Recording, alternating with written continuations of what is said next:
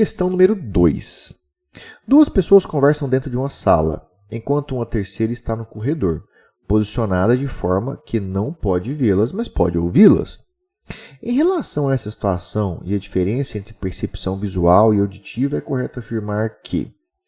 Então vamos lá, o lance é o seguinte. Quando você está falando perto de uma janela ou perto de uma porta, a pessoa que está ali atrás da janela ou atrás da porta, por mais que ela não consiga te ver, ela consegue te ouvir. Por que a pessoa consegue te ouvir, mas não consegue te ver? Porque o som ele tem mais facilidade de contornar obstáculos quando a gente pega obstáculos que têm tamanho considerável, de alguns metros de largura de obstáculo. O som consegue contornar obstáculo com mais facilidade do que a luz. Então, no nosso dia a dia, nos nossos obstáculos, portas, janelas, a luz não contorna esses obstáculos. Por isso que sempre que você acende uma lâmpada qualquer, você tem sombra para todo lado.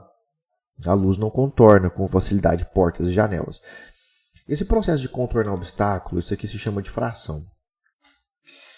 Então, a difração é um processo que a onda faz para contornar obstáculos. E esse processo ele acontece quando o obstáculo, aqui, quando a largura do obstáculo é mais ou menos próximo do comprimento de onda. O comprimento de onda é a distância que vai de uma crista até outra.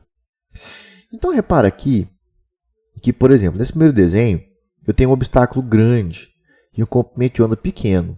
A onda simplesmente passa e vai embora. Agora, repara no segundo desenho.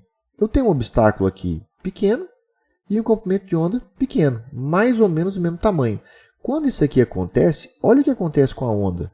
Ao invés de ela seguir reto, ela se torna uma onda circular. Ela começa a contornar esse obstáculo, essa parede. O som ele tem comprimento de onda de alguns metros. 7, 10, 15 metros de comprimento de onda. É mais ou menos coerente com a largura das nossas portas e janelas. E a luz não. A luz tem um comprimento de onda de 10 elevado a menos 8, menos 9, menos 10.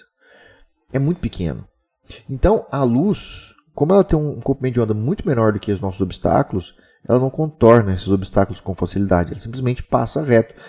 É esse caso aqui. A luz vê um obstáculo, ela não quer nem saber de contornar, ela só vai reto. Daí que você tem formação de sombra. O som não. O som ele contorna os obstáculos, ele difrata. É por isso que você ouve quem está atrás da porta, quem está atrás da janela, mas você não vê. E aí por isso que, agora vamos ver, o som é uma onda de pressão que se propaga sem sofrer refração. Gente, isso aqui está errado. Refração significa mudar de meio de propagação, com a consequência mudança de velocidade. Então, o som ele sofre refração o tempo todo. Você fala, o som se propaga pelo ar, o som pode entrar na água, o som se propaga e muda de meio o tempo todo. Então ele sofre refração o tempo todo. Letra B. A luz se propaga em linha reta, mas o som se propaga ao longo de arcos de circunferência. Não é esse o motivo da luz não contornar o obstáculo. Nós vimos aqui que isso tem a ver com o comprimento de onda e o tamanho do buraco do obstáculo. Letra C. O comprimento de onda do som é muito maior do que o da luz. Até aqui está correto. E a onda sonora sofre mais difração. Quando a gente pega em relação aos nossos obstáculos, sim. Por isso que a resposta é a letra C. E a letra D. A intensidade da onda sonora é muito maior do que a intensidade da onda luminosa. Isso não tem nada a ver com a propriedade de contornar obstáculos. Não é isso que a questão está se referindo.